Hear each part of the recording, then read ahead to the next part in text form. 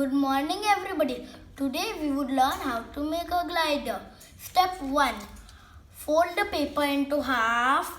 Step 2. We have a center line now, so fold this to the center lines. Step 3. Fold it like this. Step 4. Fold it like this until the center line. This side also until the center line.